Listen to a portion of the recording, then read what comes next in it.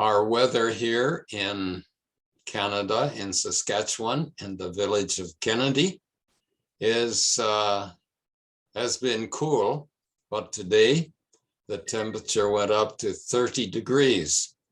So that's good for the garden. I have a nice well, so I water the garden, and heat, of course, is good. I sent you a picture of the garden. It's only getting started, but gardening is very much fun, I think. I think it's also very important. And when we think about gardening, we might think of the gardens in the Bible. Human beings started out in the Garden of Eden. And in the middle of our Bibles, we find Jesus in the Garden of Gethsemane. And the Bible in the book of Revelation ends with a garden. So a garden is a very important topic for those of us that read our Bibles. But it's also important because I think there are many things that are similar about gardening and the lives that we live. So this morning, let's focus on fruit, on spirit, fruit. Here's a picture of a tree, and what I'd like us to do this morning is think of our lives as being a tree, and God is growing us to produce fruit, as you can see on the tree.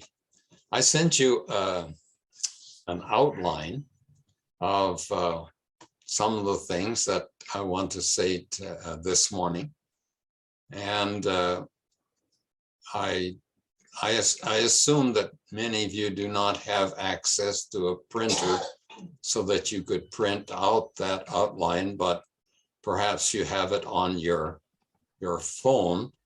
And if you've been able to print it out, then after we finish this morning, you can take that piece of paper and pursue these thoughts further.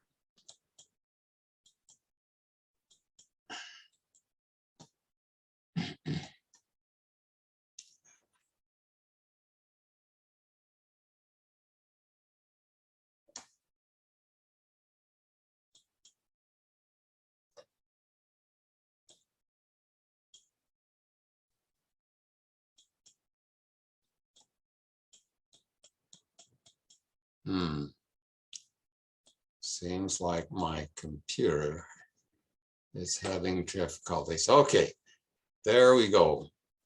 As you're looking at that picture on the screen, I'm wondering if you can count the number of fruit that are on that tree.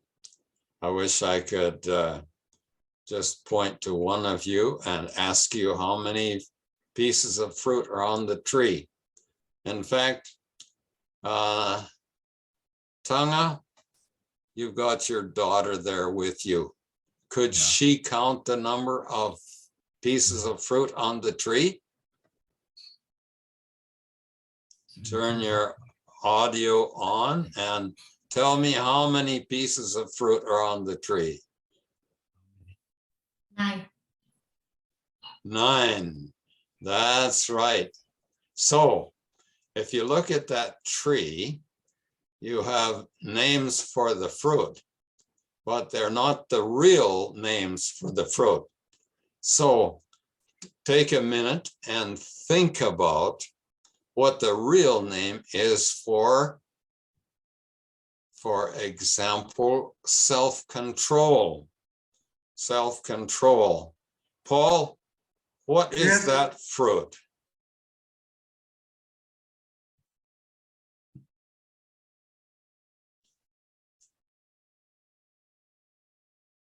Is your audio on?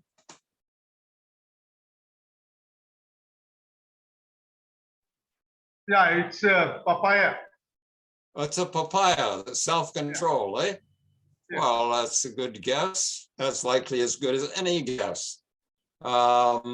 Nitro, what did you call that fruit?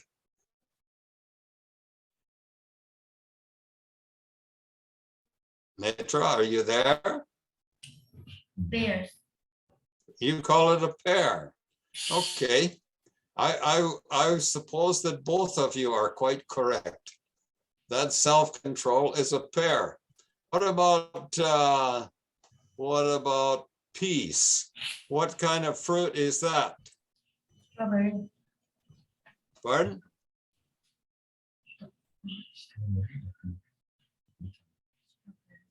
Janendro, what did your son say?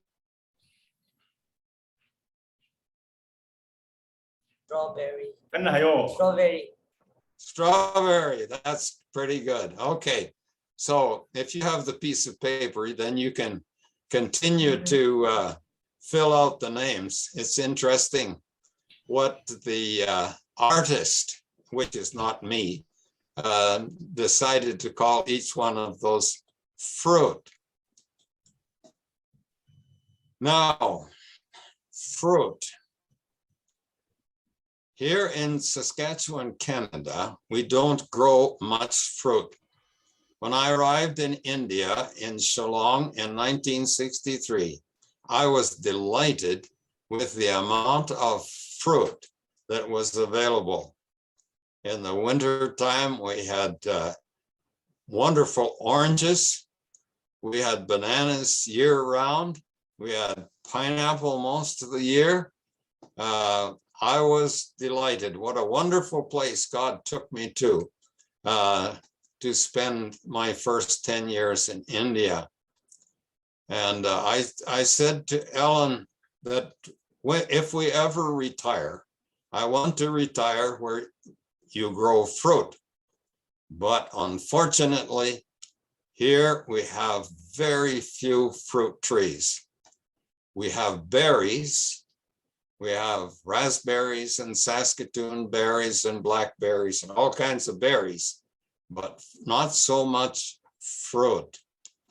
Okay. Oh, I need to tell you that my favorite fruit, I'll bet you can guess, my favorite fruit is the mango. That's appropriate for India, isn't it? Okay, if you have that piece of paper, you could color that picture, the color of fruits that you'd like. Now, for this tree, there are some very basic essentials. One is, of course, that it has to have roots in the ground, roots receiving nutrition from the rich soil. And then it has to have a good trunk, because the sap in the trunk of the tree carries the nutrition up to the branches and the foliage in order to produce fruit. Now, I don't know many trees by their name. When I look at a tree, I don't know what it is until it bears fruit. So, no matter what the tree looks like, until it bears fruit, it's not much value to me. I'd like to compare this picture of a tree to Ephesians chapter 2 and verse 8. Ephesians chapter 2 verse 8 is a very short verse, but it is a very important verse. It is a verse that sums up what we call the gospel message. Ephesians chapter 2 and verse 8. It says, we are saved by grace through faith. So I think of grace as being the soil for the tree.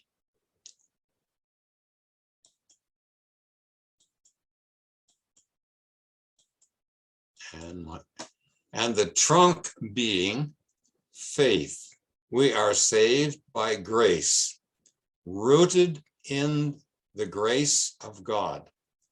And it is through our faith that we receive the nutrients, the essentials from grace. We are saved by grace through faith. Salvation is a very big word. Sometimes people think of salvation as being rescued from a fire, being rescued from drowning, or in the Bible, being rescued from sin. And I think that's true, but when the Bible uses the word salvation, it's more of a process than it is an event. Salvation is becoming what God intended us to be when he created us. So we have this key verse: you have been saved by grace through faith. Grace is a gift that is not earned. It's not like the paycheck that you may get at the end of a day's work or at the end of the month for doing good work. Grace is a gift that is not earned. It cannot be worked for, or it cannot be bought. Faith is the process of trusting on someone or something. Faith.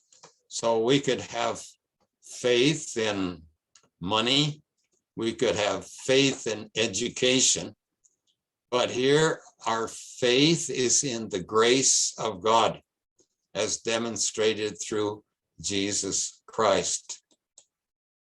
Salvation is the process of becoming the person God has created us to be.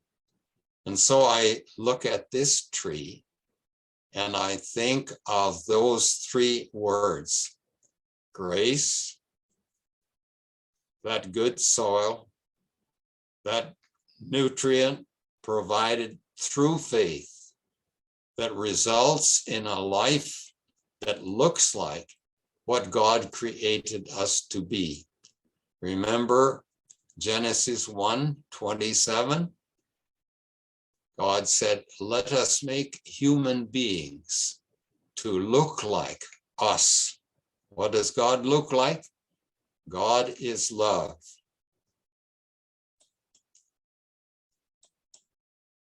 Ephesians 2:8, by grace.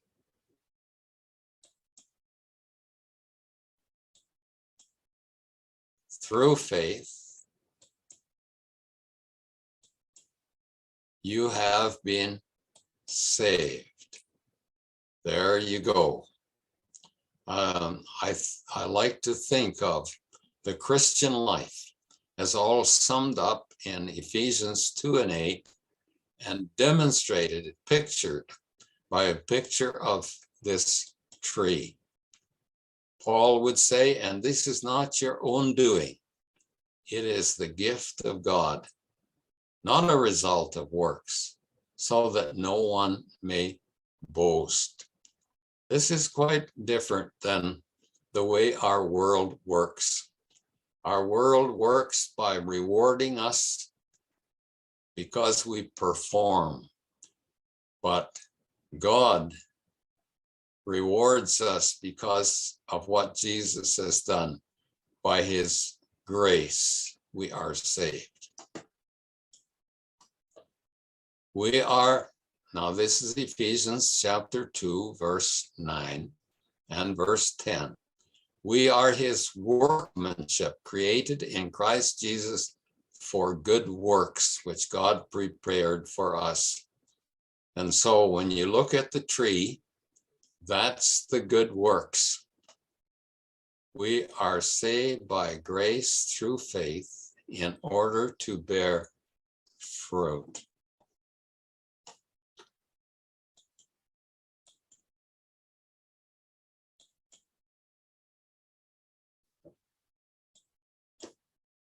Fruit is the proof that a person is spiritual.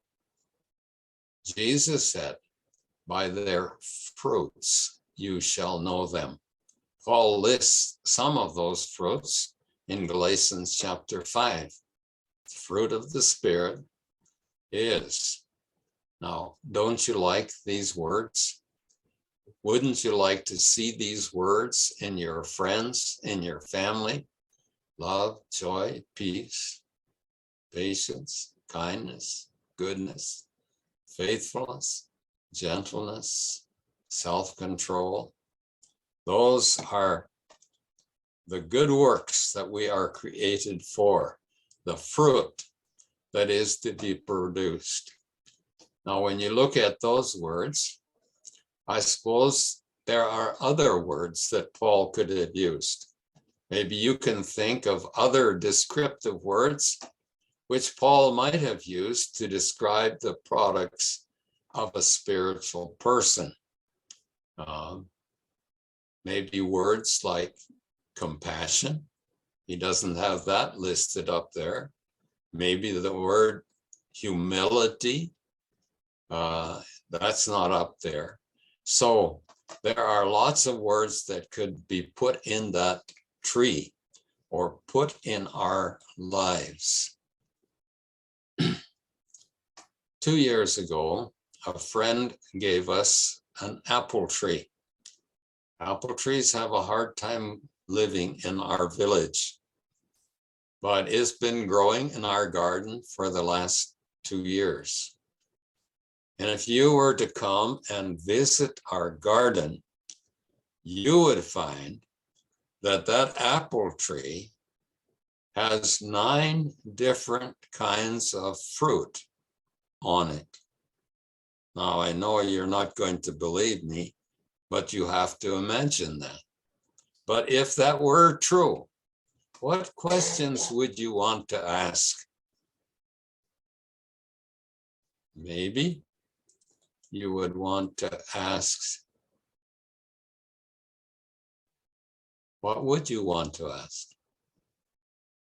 And if you see a person who demonstrates 9 different kinds of spiritual fruit, what might you conclude about the influences on his or her life?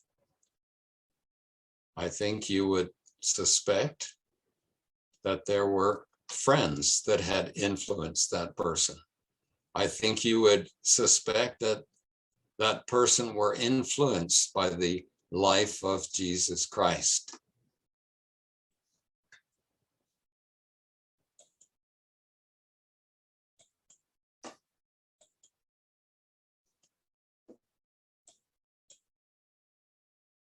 So this week, I invite you to think about your life as a garden and the things that you do in a garden that we do in our lives.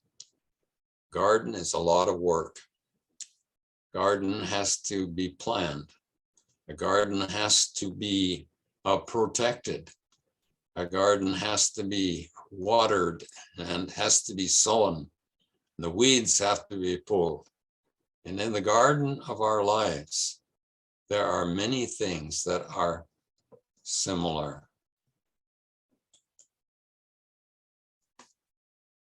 When people see the garden of your life, what do they say about your gardener? Would they say, he's absent? It looks like nobody's looking after this garden of my life. Or would they say, he has really cared for this tree? You have a good gardener, whom we of course believe is God. Or maybe they would look at the tree of your life and they say, oh, the gardener needs to do some pruning. There needs to be some things that are cut away. Maybe they would say, this life needs to be fertilized. This life needs to be watered.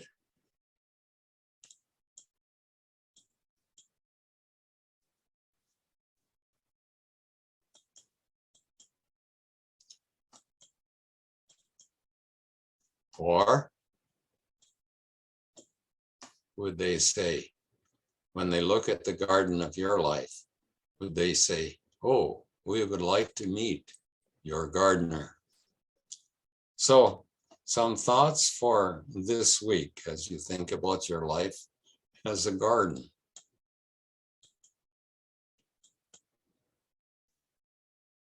We have a week ahead of us, and July 10 through 16.